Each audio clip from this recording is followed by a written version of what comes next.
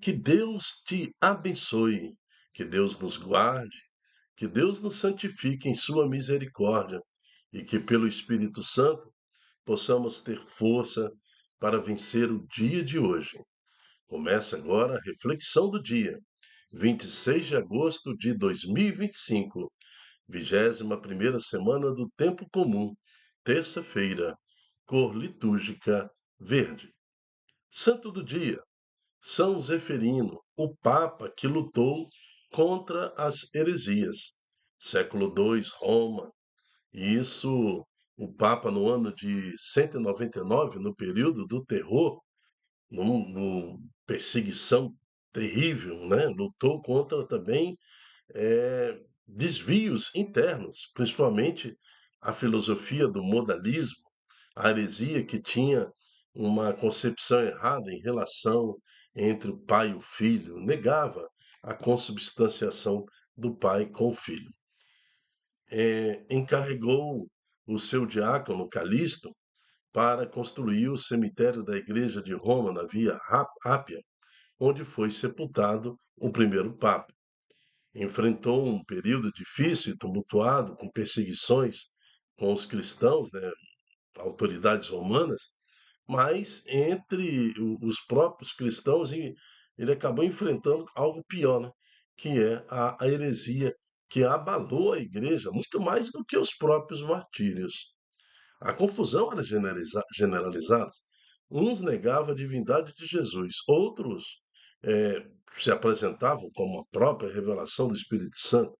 Havia também aqueles que, profetizando e pregando o fim do mundo, queriam também desestabilizar a igreja. Mas São Zeferino, o Papa escolhido pelo Senhor, manteve-se firme, direcionando a igreja. Querido pastor das almas, semelhantes a bom Jesus, o bom pastor, cuidai das vossas ovelhas desgarradas, aqueles que se afastaram do catolicismo, e buscai trazer-os de volta como ovelhas perdidas. Auxiliai também o nosso Papa para que exerça a mesma função. Por Cristo nosso Senhor. Amém. São Zeferino, rogai por nós. Vamos às leituras de hoje, preparando o nosso coração, porque é o Senhor que vai nos falar agora. Leitura da primeira carta de São Paulo aos Tessalonicenses. Bem sabeis, irmãos, que nossa vinda até vós não foi em vão. Apesar de maltratados e ultrajados em Filipos, como sabeis, encontramos em Deus a coragem de vos anunciar o Evangelho em meio a grandes lutas. A nossa exortação não se baseia no erro, na ambiguidade ou no desejo de enganar. Ao contrário, uma vez que Deus nos achou dignos para que nos confiasse o Evangelho, falamos não para agradar aos homens, mas a Deus, que examina os nossos corações. Bem sabeis que nunca usamos palavras de adulação, nem procedemos movidos por disfarçada ganância. Deus é testemunha disso. E também não procuramos elogios humanos, nem da parte de vós, nem de outros, embora pudéssemos fazer valer a nossa autoridade de apóstolos de Cristo. Foi com muita ternura que nos apresentamos a vós, como uma mãe que acalenta os seus filhinhos. Tanto bem vos queríamos que desejávamos dar-vos não somente o Evangelho de Deus, mas até a própria vida. A tal ponto chegou a nossa afeição por vós. Palavra do Senhor, graças a Deus. Salmo 138. Senhor, vós me sondais e conheceis. Senhor, vós me sondais e conheceis. Sabeis quando me sento ou me levanto. De longe penetrais meus pensamentos. Percebeis quando me deito e quando eu ando. Os meus caminhos vos são todos conhecidos. Senhor, vós me sondais e conheceis. A palavra nem chegou à minha língua, e já, Senhor, a conheceis inteiramente. Por detrás e pela frente me envolveis. Pusestes sobre mim a vossa mão. Esta verdade é por demais maravilhosa. É tão sublime que não posso compreendê-la. Senhor, vós me sondais e conheceis. Proclamação do Evangelho de Jesus Cristo segundo Mateus. Naquele tempo, disse Jesus: Ai de vós, mestres da lei e fariseus hipócritas, vós pagais o dízimo da hortelã, da erva doce e do cominho, e deixais de lado os ensinamentos mais importantes da lei, como a justiça, a misericórdia e a fidelidade. Vós deveríeis praticar isto, sem contudo deixar aquilo.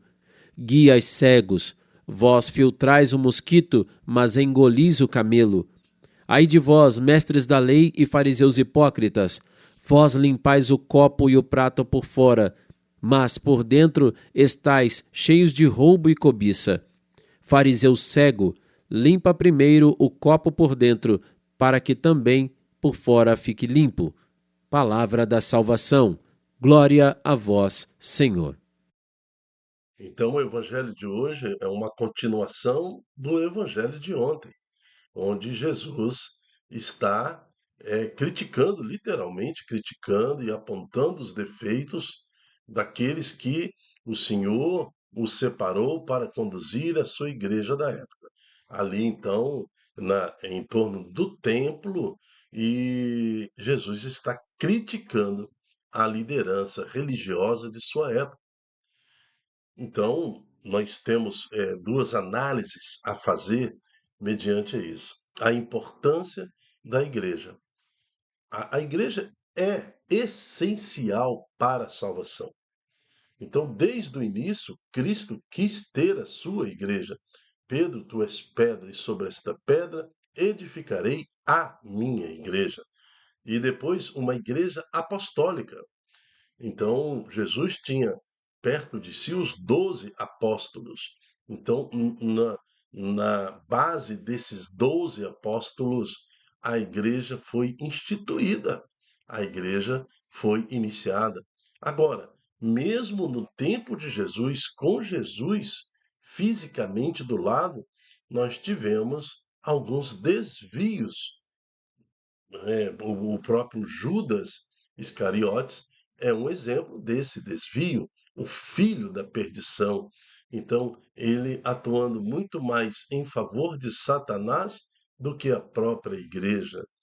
Então, esse desvio, essa saída dos trilhos e da natureza da igreja, ela acontece desde o princípio da igreja. Veja então um dos primeiros papas, São Zeferino, santo de hoje. Nós estamos falando do segundo século, ano 199, e já existiam diversas heresias, filosofias meramente humanas. Alguém com autoridade, sabe-se de quem, negava que Jesus era filho de Deus. Outro negava sua consubstanciação ao Pai. Então, é como se dividisse Jesus homem, Jesus espiritual, Jesus Deus. O próprio Cristo fala: Eu e o Pai somos um. Quem me vê, vê o Pai. Não, mas a teimosia é em função de um achismo, né? Na época dos São Zefirinos, o modalismo era então a heresia da hora, e que levava muitos ao erro, muitos ao descaminho. Então, na primeira leitura, nós vamos ver que Paulo fala aos Tessalonicenses. Nessa carta aos Tessalonicenses, Paulo elogia a igreja, tá? Apesar de maltratados e ultrajados em Filipos, como sabeis, encontramos em Deus a coragem de vos anunciar o Evangelho em meio a grandes lutas. É essa igreja que luta século a século. São 21 séculos de luta, realmente de luta, contra as investidas de Satanás contra a igreja. Aí ele continua: a nossa exaltação não se baseia no erro, tá vendo? A igreja tem esse zelo. Hum, a igreja erra, né? Mas a igreja é santa, né? Ela não se baseia no erro, na ambiguidade. Olha só, não tem duas abordagens.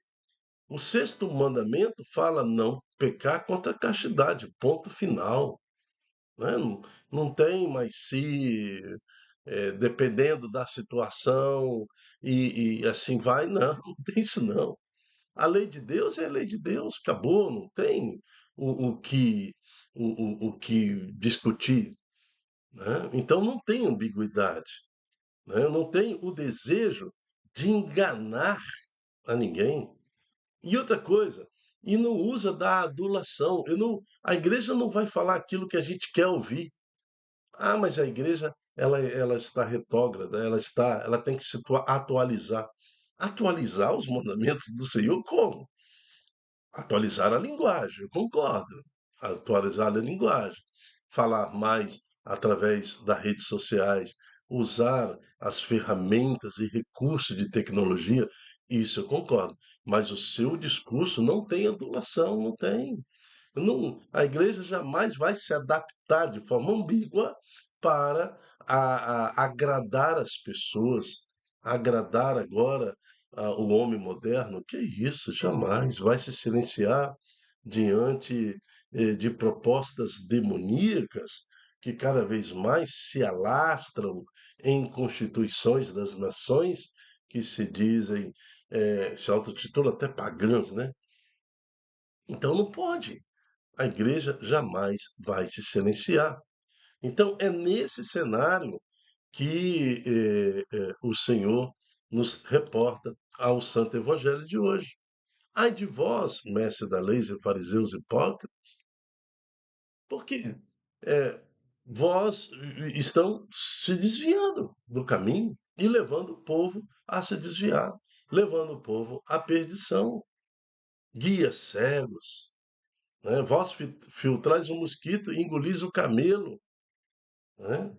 Então, a gente tem que ter, e principalmente os fariseus, que por último ai de vós, mestres da lei, fariseus hipócritas, né? Exige demais do povo, né? Sem misericórdia, sem nada, e continua no pecado. Vós limpais o copo e o prato por fora, mas por dentro está cheio de roubo e cobiça. E a conversão começa por dentro, né? Nós precisamos limpar por dentro do nosso coração para que as nossas ações externas reflitam, então, a obra de Deus em nós. Limpa primeiro o copo por dentro, para que também por fora fique limpo. E precisamos da igreja, precisamos dos nossos padres, precisamos de cada leigo consagrado, precisamos dos bispos, do nosso Papa, precisamos dos leigos não consagrados que se comprometem nos serviços da igreja pastoral, serviços e movimentos. Precisamos da nossa igreja feita de lajota, de concreto, desse espaço, desse santuário onde nós nos dirigimos toda semana em busca da Eucaristia. Precisamos da liturgia, precisamos da missa, precisamos de todo o recurso financeiro também para evangelizar. Então, aqui é uma grande louvor à Igreja, o Santo Evangelho e a liturgia de hoje. Por isso, louvamos o Pai em nome de Jesus e pedimos agora, pela presença do Espírito Santo, que possamos viver o que nos prega o salmo de hoje. Senhor, vós me sondais e conheceis. Sabeis quando eu me sento e me levanto. De longe penetrais meus pensamentos. Percebeis quando me deito e quando eu ando. Os meus caminhos vos são todos conhecidos. Entregamos inteiramente a nossa vida a Cristo Jesus. Amém. Eu me chamo Dilton Góes e o nosso projeto chama-se Ai de mim se não evangelizar.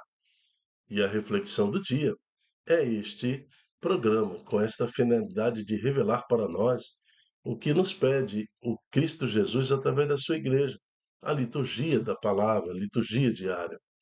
Então, através do salmo, primeira leitura, santo do dia, segunda leitura, quando tem o evangelho, nós fazemos esse ensino, esse estudo, para que esta pregação possa alcançar o coração das pessoas. E precisamos da sua ajuda para que, através das suas redes sociais, você multiplique este esse momento para que a palavra possa alcançar muito mais corações. Até a próxima, se Deus quiser. Tchau, tchau.